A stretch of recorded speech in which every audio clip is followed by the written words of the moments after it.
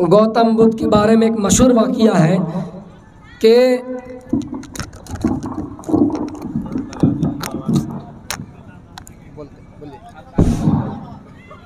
गौतम बुद्ध भी लोगों को दर्श दे रहे थे, अपने मानने वाले लोगों को दर्श दे रहे थे। इतने में उनके साथ साजिश ये की गई कि ये एक औरत इसी तरह दर्श दे रहे थे, वो बैठे हुए, और एक औरत पीछे से दौड़ती हुई आई और अपने पेट में कपड़ा वगैरह का गठरी बनाया और उसको गुठली करके अपने पेट में डाल दिया। पेट को बड़ा करके गौतम बुद्ध के सामने, गौतम बुद्ध के मजलिस में हाजिर हो गए और कहा, गौतम बुद्ध रुक जाओ, खामोश हो जाओ, तुम उन लोगों को दर्श दे रहे हो, लेकिन ये बताओ तुम मेरे साथ मुंह काला किए हो, तुम मेरे साथ बलात्कारी किए हो, पेट में बच्चा पल रहा है, तुम्हें शर्म नहीं आती कि लोगों को दर्श दे रहे हो और मेरे साथ गलत काम किया और मेरे पेट में बच्चा पल रहा है। बनारस में ऐसा मामला हुआ कि नहीं? एक आलिम के साथ ऐसा किया गया कि नहीं? तो गौतम बुद्ध के बारे में भी ये इल्जाम लगा था। उस औरत ने नकली पेट बढ़ाया, पेट के अंदर कपड़ा वगैरह का गठरी बनाया और उसको बड़ा करके लोगों के सामने आई और लोगों को दिखाया कि देखिए इन्होंने मेरे साथ गलत काम किया, पेट में बच्चा पल रहा है। ऐसा मामला किसी के साथ भी हो सकता है, याद रखिएगा। जो लोग बगैर जाने तस्दीक कर रहे हैं, आपके साथ भी ऐसा मामला हो सकता है। उस औरत ने पेट बड़ा करके उस मजलिस में हाजिर हो गए और कहा, लोगों खामोश हो जाओ, ये जो गौतम बुद्ध तकरीर कर रहा है, लोगों को दर्श दे रहा है, इन्होंने मेरे साथ गलत काम किया है। कहा, गौतम बुद्ध आपने सच में ऐसा किया है? कहा नहीं, लेकिन उस जगह पे कहा, मैं खामोशी बरतना मुनासिब समझता हूँ, इसलिए कि मैं अगर कहूँ कि नहीं किया हो तो तुम लोग मानोगे नहीं, अगर कह दूँ कि हाँ किया हो तो तुम सब मान जाओगे। काम करो, मैं इस मामले में कुछ नहीं कर सकता। राजा की तरफ से लेटर आया, दरबारियों को भेजा गया कि नहीं दरबारियों जाओ गौतम बुद्ध को अरेस्ट करो, गौतम बुद्ध को मजलिस में लेकर आओ। गौतम बुद्ध को मजलिस में बुलाया गया, राजा के सामने बुलाया गया और राजा से कहा, राजा यही वो गौतम बुद्ध है जो फला लड़की के साथ गलत काम किया है, उनके पेट में बच्चा पल रहा है, ये अपने बच्चे पेट में पलने वाले बच्चे का खर्चा भी नहीं देता है और उस औरत के साथ गलत काम करके उसको छोड़ दिया है। एक औरत कैसे ही झूठ बोल सकती है? गौतम बुद्ध ने सही में ऐसा किया है, गौतम बुद्ध ने सही में ऐसा किया। अच्छा गौतम बुद्ध आप ही बताइए क्या ऐसा सच में है? गौतम बुद्ध ने कहा नहीं, इस औरत से मैं डायरेक्ट पूछ लेता हूँ। वो औरत उसी जगह पे खड़ी थी, कटघरे में एक तरफ गौतम बुद्ध, दूसरी तरफ वो औरत। गौतम बुद्ध ने कहा, औरत सच्ची सच बात बताओ, तुम्हें एक दिन मरना है कि नहीं मरना है? कहाँ मरना है? तुम्हें पैसा किसने दिया ये बताओ, तुम्हें ऐसा बोलने पर किसने उभारा, ऐसा करने पर किसने उभारा? जरूर तुम्हें कोई पैसा दिया होगा, जरूर तुम्हें कोई लालच दिया होगा और तुम उसी लालच में पड़कर ऐसी बात बोल रहे हो और ऐसा करने के लिए तैयार हो। क्या मैंने तुम्हारे साथ मुंह काला किया है? खामोश। का ये बताओ कि परले का दिन होगा या नहीं, इंसाफ वहाँ होगा या नहीं? का होगा। खामोश। गौतम बुद्ध ने 2-4 जुमले कहे, उस औरत को एहसास हो गया कि दुनिया में 2-4 पैसे के लिए हम अपने आप की इंसल्टिंग कर रहे हैं, हम गौतम बुद्ध की इंसल्टिंग कर रहे हैं। गौतम बुद्ध एक साधु है और हम उस साधु की इंसल्टिंग कर रहे हैं, हम उनकी बेइज्जती कर रहे हैं, गौतम बुद्ध को रुस्वा कर रहे हैं। उस औरत ने कहा कि नहीं, सच में आपने ऐसा किया नहीं, आपने ऐसा किया नहीं, मुझे पैसा दिया गया था ऐसा बोलने पर। मेरे भाइयों, वो औरत तेजी से दौड़ती हुई भागी और जैसी वो भागी, दरबारी उसका पीछा करने लगा और जब तेजी से भागी तो भागने के कारण जो पेट में गठरी बांधा हुआ था, जो पेट में नकली कपड़ा बांधा हुआ था और पेट तो बड़ा करके आया था, लोग ये समझ रहे थे उनकी पेट की तरफ देखकर कि सच में इसके पेट में बच्चा पल रहा है। गौतम बुद्ध ने सच में इससे मुंह काला किया है। वो औरत जब तेजी से भागी तो पेट में जो नकली सामान, पेट में जो नकली कपड़ा वगैरह, गठरी वगैरह बांधा हुआ था, वो सारी चीजें जमीन में गिर गई। जाल हक व ज़ाक़ल बातिल, हक सामने आया, बातिल मिट गया। लोगों देखो, यही वो औरत है जो कल हमारे बारे में ऐसा कहा, फिर दूसरे के बारे में परसों कहेगा, फिर तीसरे के बारे में तरसों कहेगा। अच्छा एक बात बताओ, अगर मैं कह देता गौतम बुद्ध कह रहा है, अगर मैं कह देता हाँ मैं इनके साथ गलत काम किया, तो तुम सब मान भी जाते और ये कह देते नहीं ये ऐसा नहीं किया, मैं ऐसा नहीं किया, तो तुम सब मेरी बात नहीं मानते।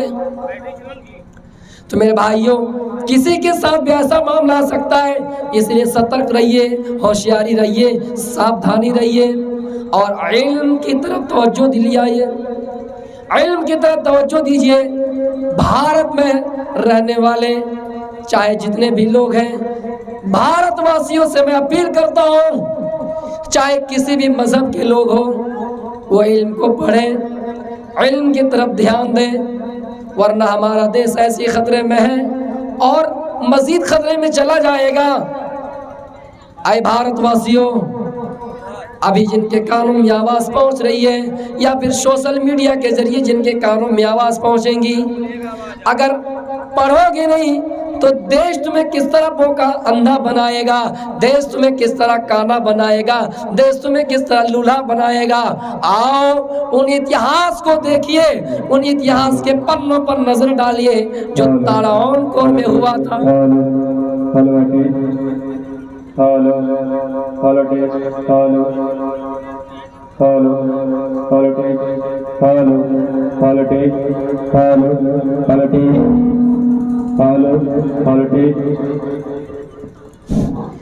तारावणकोर अभी वर्तमान में केरल में स्थित है। वहां पर भारत में क्या कानून लागू किया था, जो बड़ी जाति के लोग हैं, नाम नहीं लूंगा कौन लोग बड़ी जाति आप समझते हैं, उनके सामने जब कोई औरत आएगी, कोई लड़की आएगी, कोई महिला आएगी, शर्मनाक घटना है। झारखंड वासियों, अगर आपने ये वाकया नहीं सुना तो सुन लीजिए। भारत में एक ऐसा शर्मनाक कानून था, शर्मनाक घटनाएं थी कि बड़ी जाति के लोग जब बैठे रहेंगे, उनके सामने निचली जाति की औरतें जब आएंगी तो अपनी शर्मगाह को खुलकर आएंगी, पिस्तान को खुलकर आएंगी, अपने छाती को खुलकर आएंगी, ढांप नहीं सकती है। अगर नहीं पढ़ोगे तो इसी तरह अंधा बनाया जाएगा। पूरे भारतवासियों से अपील है कि इन वाकये की तरफ नजर दौड़ाइए। शर्मनाक घटनाएं देखिए। जो लोग बड़ी जाति के लोग हैं वो जिस तरह चाहे रहेंगे, लेकिन निचली जाति के जो लोग हैं, औरतें हैं, वो छाती खोलकर उनके सामने आएंगी, पिस्तान खोलकर उनके सामने आएंगी, वो ढांप नहीं सकती हैं। आपको लगे कि मैं गलत बोल रहा हूँ, नेटिव लाइफ इन तारावणकोर एक किताब आती है, उसमें एक टैक्स लिखा हुआ, मूलाकारम टैक्स, ब्रेस्ट टैक्स, आप इसको पढ़िए, मिल जाएगा आपको, ये वाकया मिल जाएगा आपको। और ऐसा कब हुआ था? तारावणकोर जब 1729 से लेकर 1964 तक ये कानून लागू हुआ। इन्हें एक मार्तन वर्मा ने तारावणकोर के नाम से एक राज स्थापित किया, तब ये कानून उसी दरमियान लगा था और 125 साल तक ये शर्मनाक घटनाएं कानून चला था मेरे भाई। आइए उसका खुलासा मैं बोल रहा हूं आपको। कोई औरत अगर बड़े लोगों के सामने आना चाहे तो क्या करके आएंगे? छाती खोलकर आएंगे। ये भारत की इतिहास थी, शर्मनाक घटनाएं थी। शर्मनाक कानून था। जब ऐसा चला, सरकार ने कह दिया अगर कोई ढांपना चाहे, अपने पिस्तान को ढांपना चाहे, छाती को ढांपना चाहे तो उन्हें टैक्स देना पड़ेगा। ये सरकार का आदेश है, सरकार का ऑर्डर है कि सब कोई छाती खोलते रहे, मर्दों के सामने आए, छाती खोल कर आए। लेकिन कोई औरत अगर ये चाहे कि मैं बढ़ाना नहीं होगा, मैं जिस्म को नहीं खोलूंगी, सतर को नहीं खोलूंगी, वो औरत अगर ढांपना चाहे तो उन्हें पैसा देना पड़ेगा, टैक्स देना पड़ेगा। आए भारतवासियों, ऐसे कानून अगर अभी लाते हो, इन कानून को ठुकराता हूँ, नहीं मानता हूँ। प्लानिंग हो रही है बाकायदा, फिर यही कानून लाने की प्लानिंग हो रही है। इसलिए भारतवासियों, चाहे किसी भी जाति के लोग हो, संभाल जाइए, सतर्क रहिए, ऐसा ही कानून फिर पेश होने वाला है। जब ऐसा कानून लागू किया गया और चलता रहा, एक लड़की थी जिनका नाम नंगेली था, जिनकी आज पूजा होती है। केरल के अंदर उनकी मूर्ति बनी हुई है, लोग उनकी पूजा कर रहे हैं। नंगेली औरत थी जिन्होंने सबसे पहले खिलाफ एक्शन लिया था, इसके खिलाफ एहतिजाज किया था, विरोध किया था और कहा था कि हम टैक्स नहीं देंगे, छाती भी खोल के नहीं रखेंगे, ढांप के रखेंगे, और अगर टैक्स मांगने आए तो टैक्स नहीं देंगे। जब राजा को खबर हुई, जब मुख्यमंत्री को खबर हुई, राजा को खबर हुई कि फला जगह पे एक लड़की है जो छाती ढांपती नहीं है, छाती ढांपती है, खुलती नहीं है, सतर को छुपाए रखती है, पिस्तान को जब किसी के सामने आते तो छुपाए रखते हैं।